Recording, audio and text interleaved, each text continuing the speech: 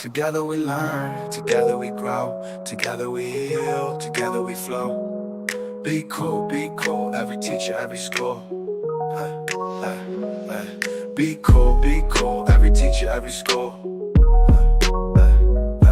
Be cool, every teacher, every school. Be cool, every teacher, every school. Be cool, every teacher, every school.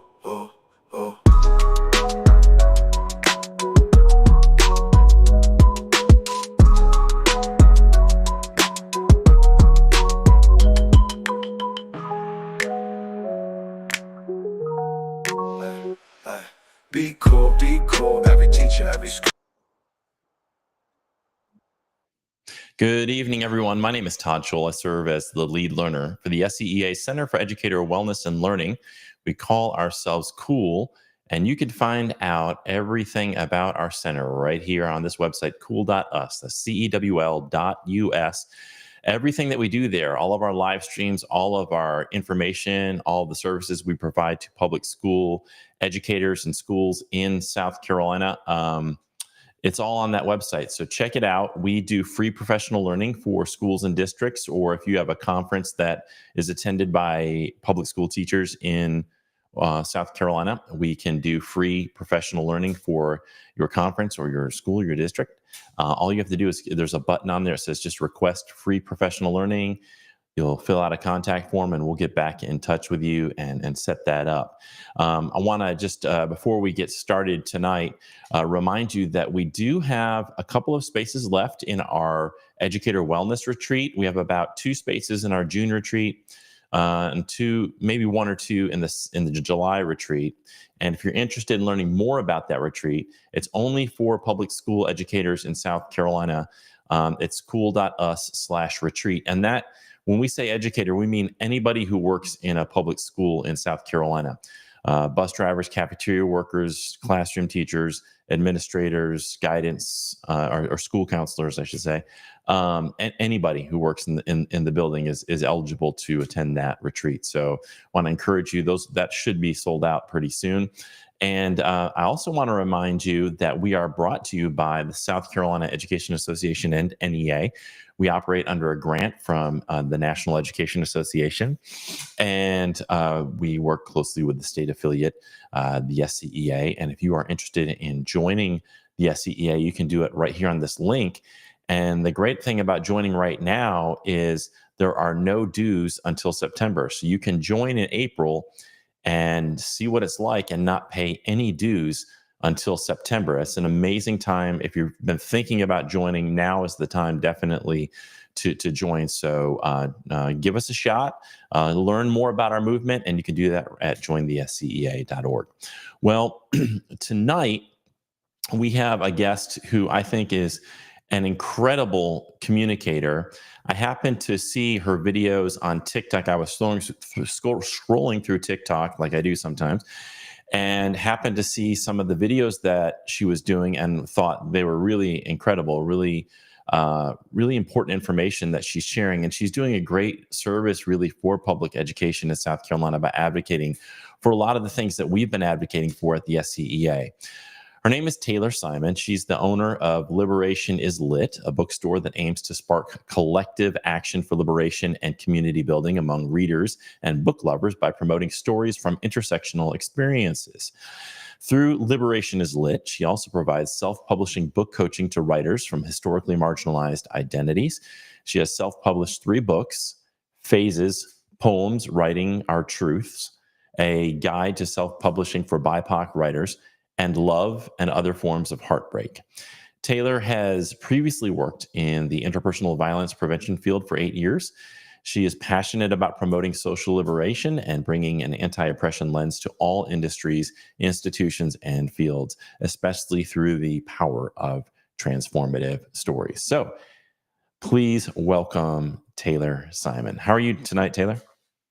I'm great. How are you? I'm doing great. So other than I've had this cold going on for a couple of weeks, and I'm kind of over the worst parts of it. But please forgive me if I'm sniffling a little bit. I think part of it also is all this pollen out there is also messing with my allergies. So Yeah, I've been rubbing my eyes and I'm just like, oh gosh, usually pollen doesn't affect me that bad, but I don't know what it is about this super pollen out here, but my eyes are itching and my right. throat's itching. So I definitely understand. Okay, thank you. Well, we'll power through it together. Um, you heard me read your bio. Is there anything that you'd like to share with folks who might be watching that wasn't included in the bio? No, pretty comprehensive about me, unless you want to know like my social security number and my astrology sign, which is Cancer, by the way. I won't share my social security, but yeah, that's basically me. Okay, so let's start with how did you get connected with the idea of liberation and intersectionality, and in particular with books? How did that journey start for you? Yes, so I've always been a reader. I remember reading books before I could even read books. I would have my little Disney audiobooks on my cassette tapes and listen to the stories and turn the page when it was time to turn the page. And books have always been just a part of my life. And so has writing. And I wanted to start getting serious about writing around 2019. So I was like, well, every writer needs a blog. And so I was asking a friend, what should I start a blog about? And I had recently fallen back in love with reading. And I was like, okay, I'm going to start a book blog. And it became more than just, okay, this is the book this is whether or not I liked it or not. It became, this is what I've learned from reading a story from a different community. This is what I've learned about a particular issue. And this is how this story inspired me to learn more about issues and get activated and share these things with other people. So I started that blog, and I also, while working with survivors of sexual assault and domestic violence, I saw the power of the Me Too movement, the power that stories had to bring community together, but also change the narrative about how we talked about something such as sexual assault. And those two things kind of inspired my advocacy work. And then as I was doing more with the book blog and eventually starting the bookstore, the book censorship fight just started to blow up. And I was like, well, I am self employed now. I have the time. Why not just do what I can to protect stories? Because Liberation is Lit particularly highlights the stories of Black, Indigenous, people of color, LGBTQ plus, and disabled writers in order to foster connection and empathy and just bring in the humanity from these huge controversial issues. How can we bring back the humanity? And so I kind of see Liberation is Lit as kind of a container of all of the work I do to really promote change in my community through the power stories. That's great. I think one of the when you're talking, I'm thinking about like how do we cultivate empathy? How do we cultivate understanding and empathy? And for me, it has been through film, through books, through documentaries, because I don't, sometimes we grow up in a certain environment, in a certain culture, and we don't necessarily get exposed to a wide variety of views. And so we can only have empathy for things that we understand. And Mhm. if we're not reading stories or watching film or hearing about the stories of how other people perceive life and how things are landing on them, it's very difficult to just kind of like spontaneously develop empathy. Like you may feel like I kind of care about other people or whatever, but for me it was like learning about the civil rights movement. It was like hearing the stories, watching documentaries, watching a film like Mississippi Burning, or those are the stories that help me cultivate this capacity to see beyond what my own experience. And it sounds to me like that's what you're advocating for, not only for the marginalized people, but also for people who aren't marginalized, so that they have a greater understanding of what folks are going through. Talk about the importance of ensuring that books that represent a diverse set of experiences are protected. Yes, so there is a quote by a librarian that I love to quote all the time, Rudine Sims Bishop. She has this whole essay around books being mirrors for us to see ourselves. And that's why it's super important for the kids who are Black and brown and all sorts of ethnicities, and the kids with disabilities, and the queer kids, the trans kids. They have representation to see themselves normalized, but also imagine a future where there's so many different possibilities and not just the same possibilities. So that mirror aspect is really important. But also, she says that books are like windows and sliding doors for us to put ourselves into the lives of other people and learn about them. One of my favorite memoirs is by the author of I'm Not Your Perfect Mexican Daughter, and it's called Crying in the Bathroom. And by that title alone, and me being a Cancer son, like I'm just like, oh yeah, that book is for me. And as I'm reading it, I'm just like, oh my gosh, like she is living my life. But at the same time, I am not Mexican American. I'm not the daughter of immigrants. I didn't grow up in Chicago. Like, I don't have a family. So there's so many identities that I don't relate to Erica L. Sanchez on. But at the same time, like, I still connect to those aspects that I'm like, oh my gosh, like that is my life. And that is the power of stories, where somebody could have a completely different life than you, but you find those ways, those common points of humanity. And that's how you build empathy. When you see somebody go through the same things that make you laugh, the same things that make you cry, you're more likely to feel that connection and that empathy. And that's again why I love stories about messy Black women. And I feel like people are so hard on those stories like Queenie or Luster, where there's a messy Black woman protagonist, like making a lot of mistakes and getting things wrong and trying to figure out her life. And people are just like, well, why didn't she just do this? Or she's just making a bunch of stupid mistakes. Like, they're so hard on Black women in general that they are harsh on even a fictional character. And I love them because they're stories that humanize. Like Queenie, for example. Almost everything Queenie did was because of a trauma response. And when people are just like, I don't know why she acted the way she did, I'm like, did you not read what happened in the first chapter? And so when we're able to kind of have those instances where we can see the full picture of somebody's experiences, we can understand why they make the choices that they do, understand how they find ways for people to love them and be in community with people in ways that we might not necessarily agree with. We can build that humanity because we're coming from a place of understanding, and we see things that are illustrated better through storytelling versus something just straight out of a textbook about this is how this culture acts and values and things like that. When you see the story aspect, you can see like those connections about this is how somebody loves, this is how somebody expresses joy, things like that.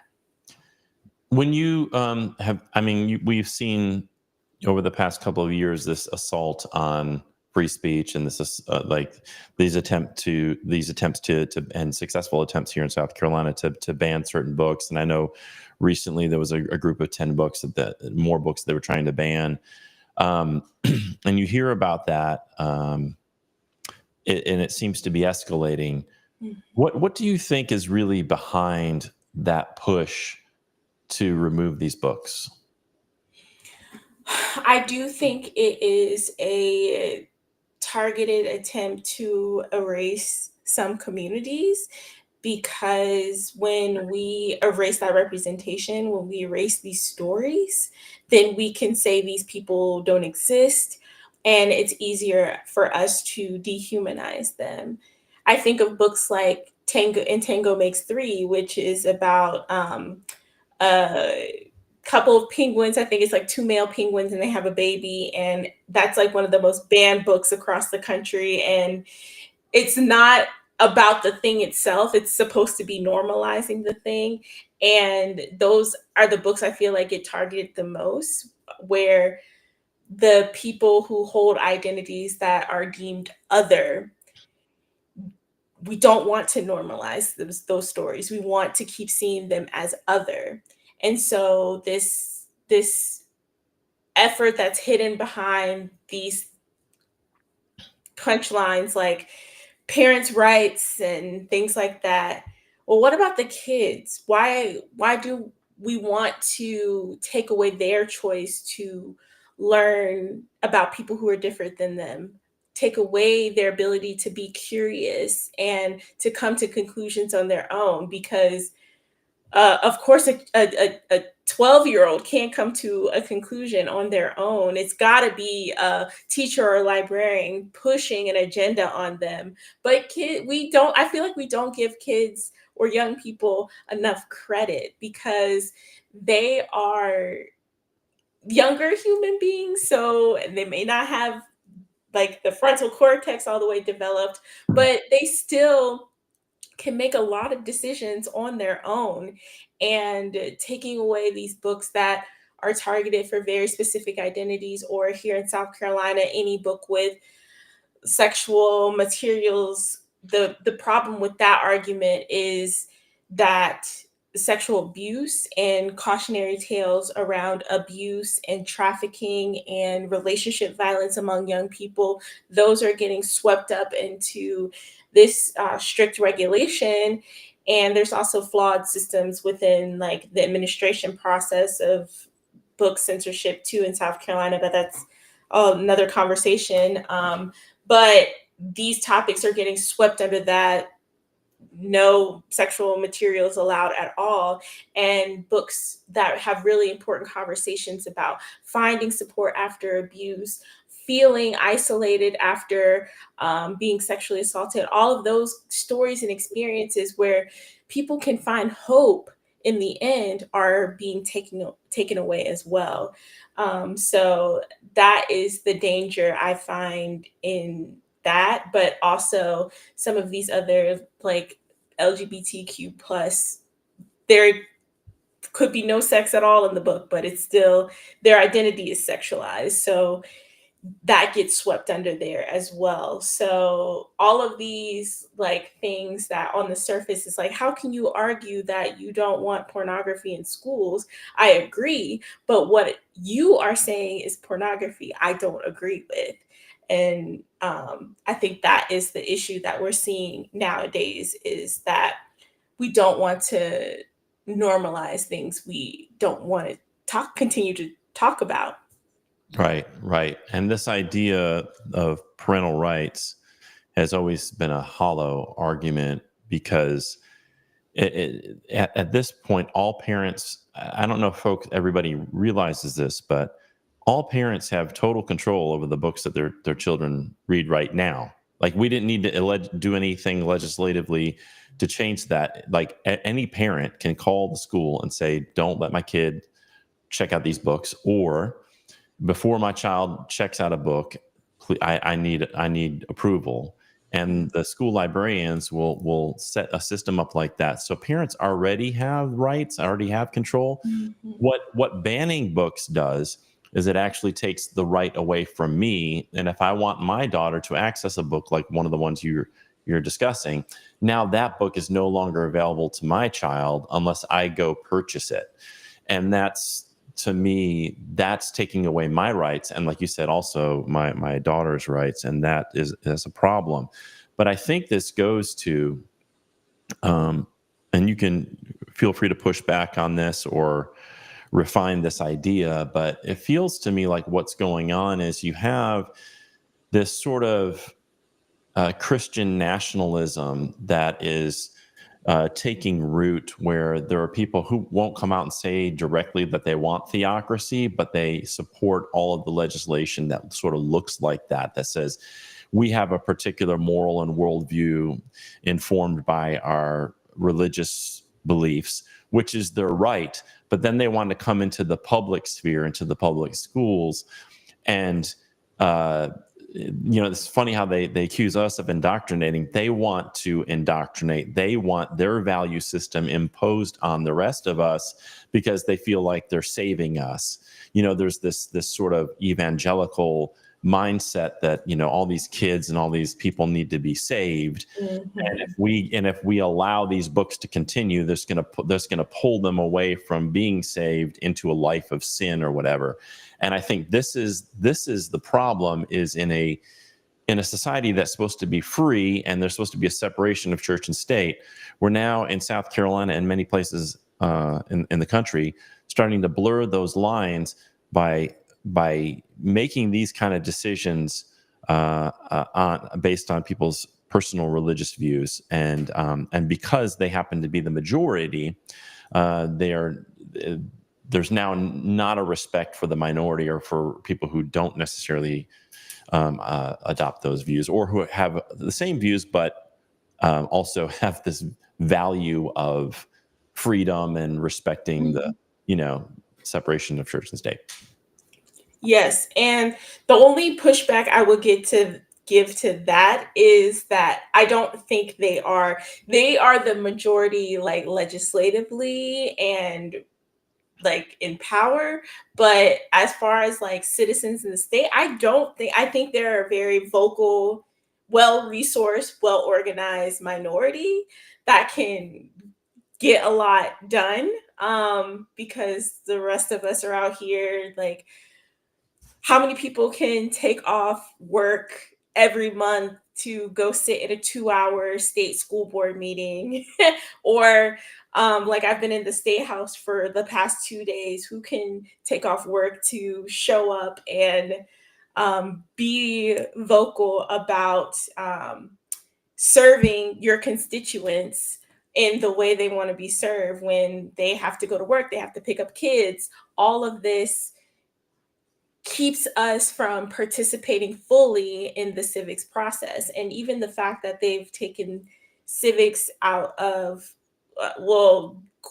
I'm not sure if they've taken it completely, but I only had a semester of government and I didn't learn anything in that class in high school. So people are demystified or the process needs to be demystified about how to show up.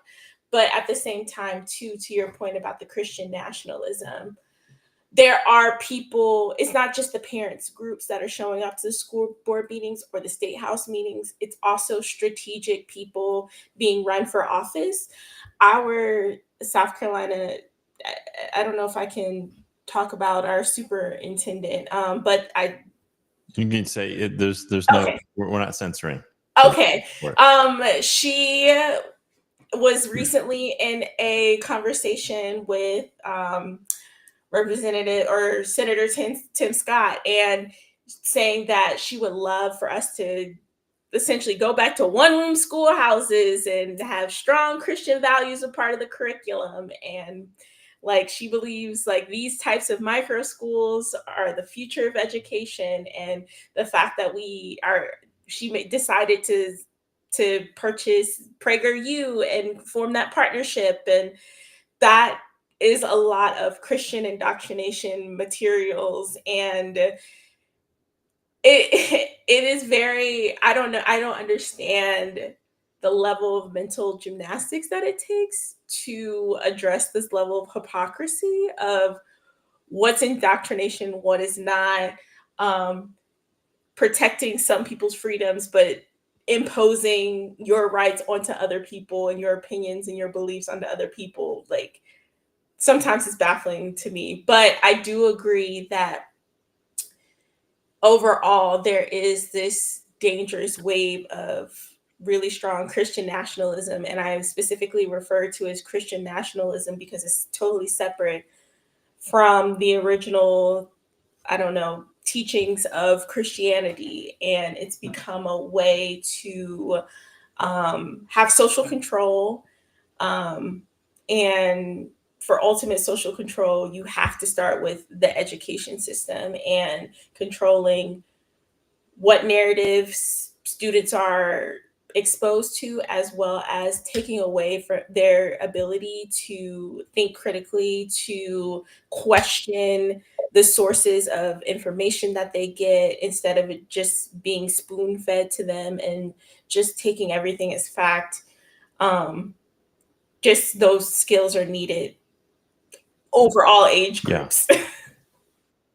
Yeah, and they're moving away from teaching novels and teaching reading from a more technical standpoint, or from a nonfiction, which nonfiction's great, but like we talked about earlier, this is the power of story. Is connecting with a character or connecting with a set of circumstances, and then laying that on to your own personal experience, and then learning, sort of growing and stretching yourself as a person and your perspective on how, like we talked about, how life is for other people that have a different lived experience. I think it's like their interpretation of indoctrination is, if you create a safe space and accept people for who they are without trying to mold them into something you want, that's somehow indoctrination, which, like you said, is there's a cognitive dissonance that I experience when I hear them talking about indoctrination, and then you look at what policies they support. They're actually trying to implement indoctrination, and it is people who respect diversity and respect that, like, a student comes in, and whether they're straight or gay, black or white, whatever, like, I'm going to love and care for them and try to help them reach their greatest potential, and also not judge, and also not, prevent them from reading stories about people who may be like them or who may be different from them. Like, it's like you said, it's about control. This is all about all of these policies are really about control. And I think there's probably two things. I think there is this legitimate, like, people have this moral worldview and believe they're saving people. I do think there is that, and, like, trying to give those people the benefit of the doubt. But there also is, I think, this more cynical thing where they use that religious or moral piece as a wedge issue to get people to create division so that more people can vote against their own economic interests. And that's the only way you can get people to vote against their economic interests, is to convince them that CRT is being taught in public schools and it's bad, or that DEI, they won't even name it, but DEI is some boogeyman that to get rid of and to be scared of, and that they're coming after white people, and they're coming after you next, and they're coming after Christians, and there's this persecution complex that they try to create, and this fear that they try to gin up, and then people won't vote. They'll vote for politicians who will go and then give tax breaks to billionaires and give them sweetheart deals to move their businesses into the state. Sorry, I went off on a rant there, but talk about the importance of intersectionality and understanding that, because I think sometimes what happens is sometimes we get caught up in our own personal struggle, and we don't see how all struggles are connected like that. A lot of it is economic, and I love what Fred Hampton talked about in this area. For those who haven't explored Fred Hampton's videos, he really gets, to me, is a really powerful person in terms of that intersectional piece. Let's talk a little bit about that. Yes, I think especially nowadays, people think intersectionality means you have to keep up with all the issues, do all of the things, be a part of all of the movements.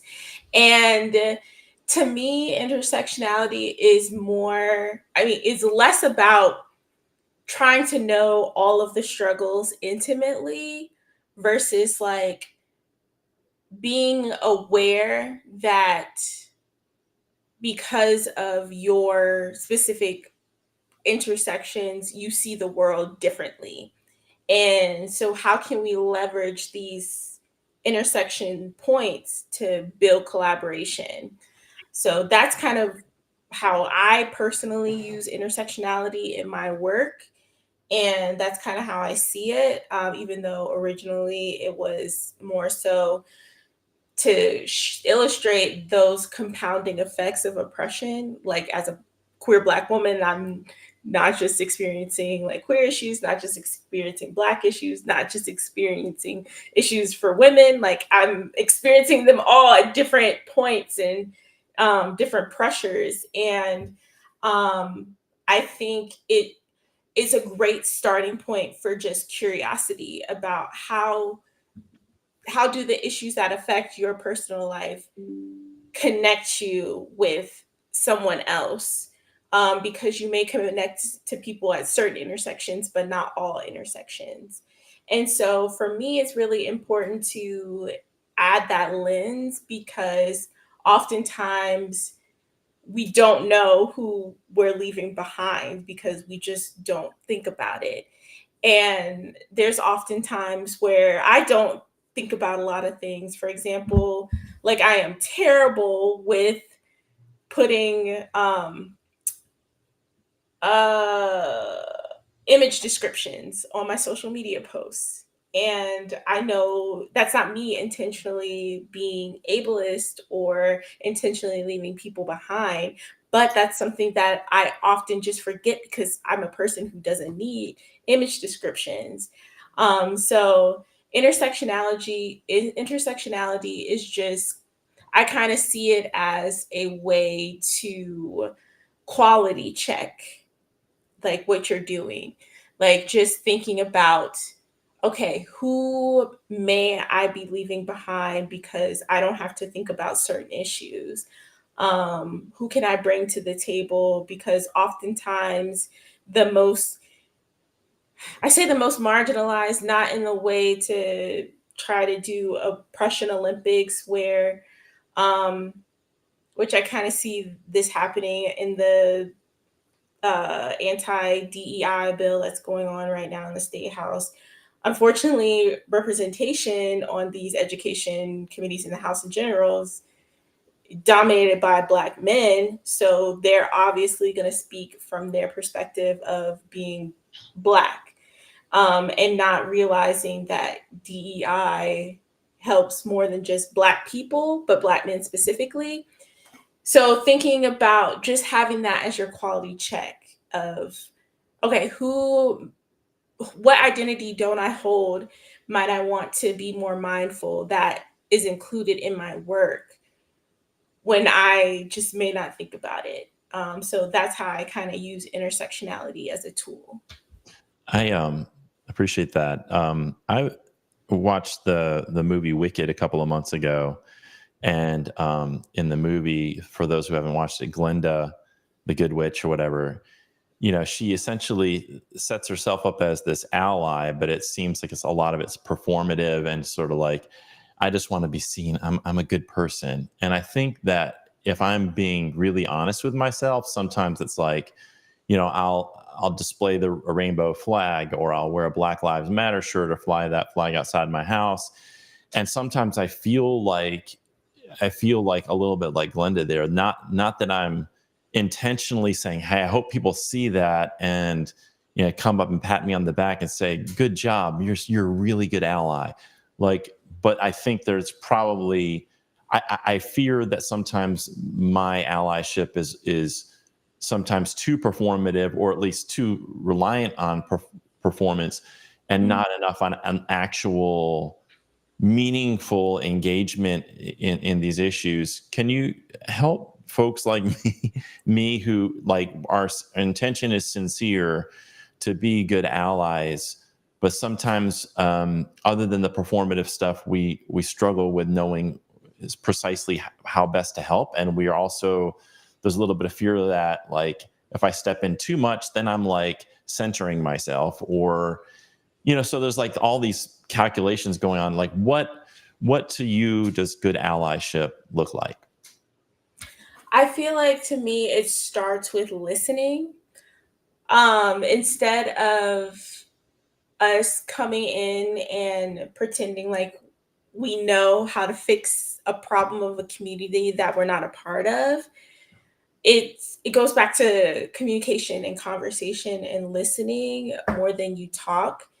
And I feel like allies do or should be doing more work with the people that they kind of align with in privilege versus the people that they're serving.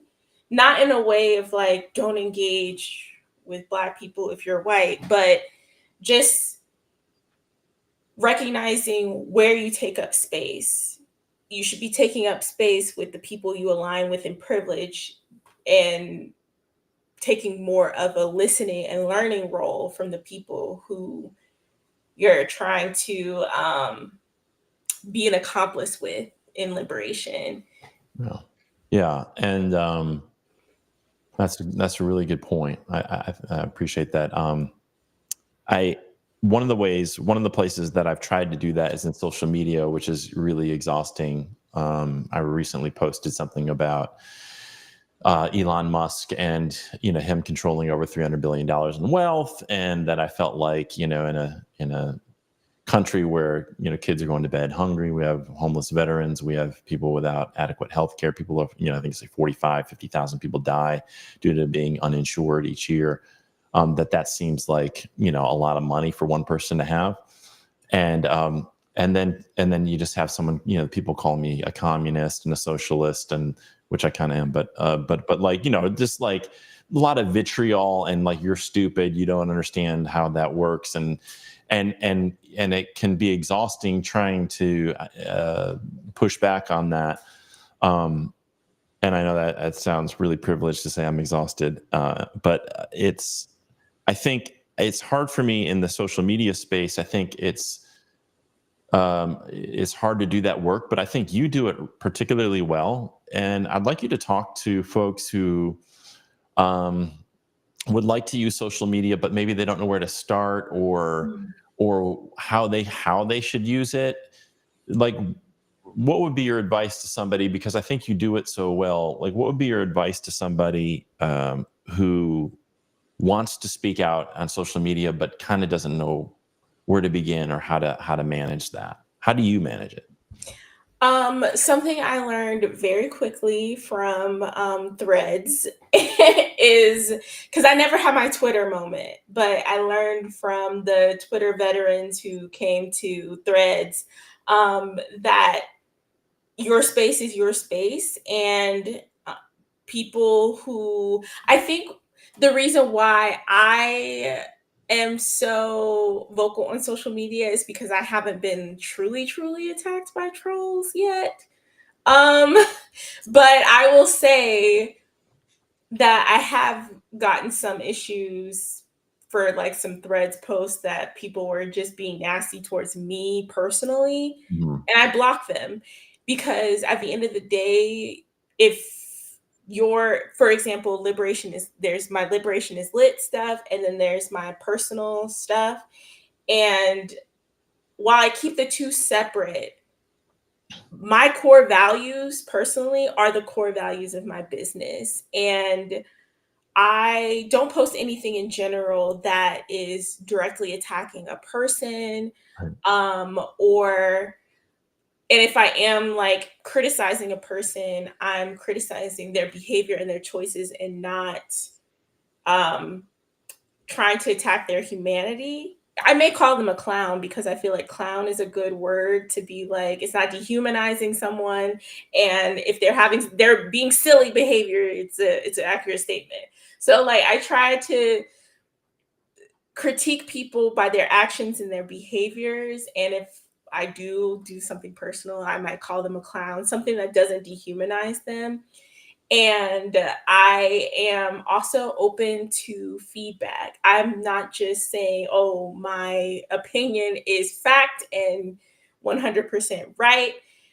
So definitely protecting your online space, whether it's an organization you represent or your personal page, having clear expectations with your community that you will not tolerate hateful language, you'll not tolerate direct personal attacks, and just make it the expectation that if people engage in that way, that they're going to get blocked.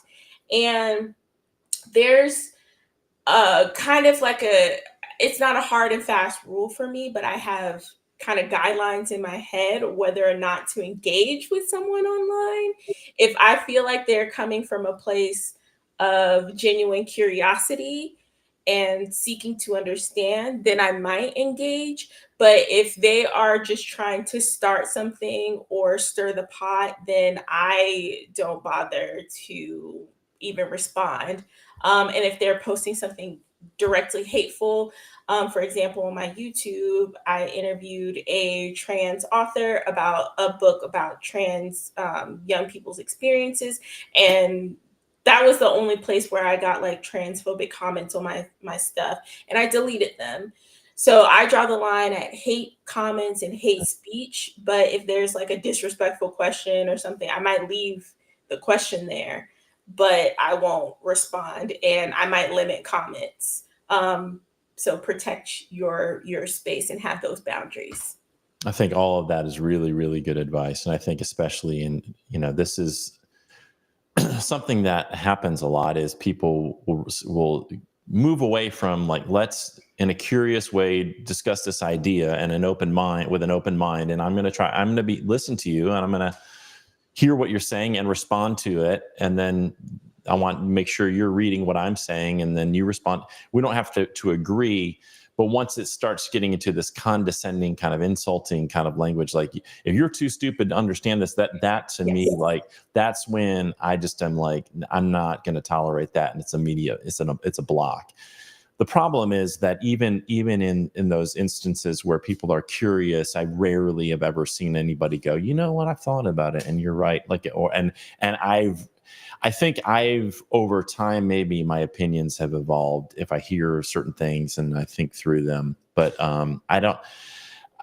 Yeah, I do believe that like the only way to overcome bad ideas is with better ideas. Is to expose people to better ideas, and realizing that I throughout my life, and I'm sure still now, held bad ideas. I still hold bad ideas, and the only way they're going to change is for me to hear or listen or read or be exposed to something that is opposing what my current schema. So that, and I also think sometimes we get frustrated, like we just want to give up because it's not an immediate change. But what we may not see is that person then is going to be exposed to other ideas 7 or 8 times down the road.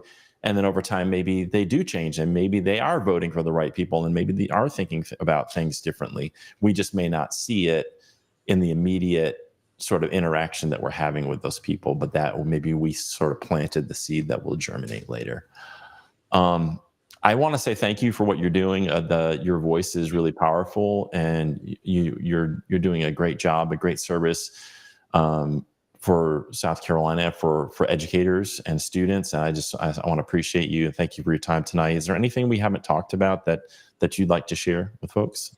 The only thing I want to add is that I really like what you said about exposing people to better ideas, because I feel like a lot of times we get overwhelmed in this work because we feel like we got to stop all the bad things. But sometimes like our role is to provide alternatives and leaning into our strengths about how we can provide those alternatives. So yesterday at the school board meeting, they paused the vote on banning the last 10 books statewide. And even though that wasn't we're voting to keep these on the shelves, we take that as a win. So being grateful for the little wins that we can get, and just being open and imaginative to creating something new. And I know educators are so good at that. So thank you to everybody watching the live stream who is an educator for the work that you do to plant those seeds. And if you're not doing the work of imagining a better future, you're definitely raising the generation that's going to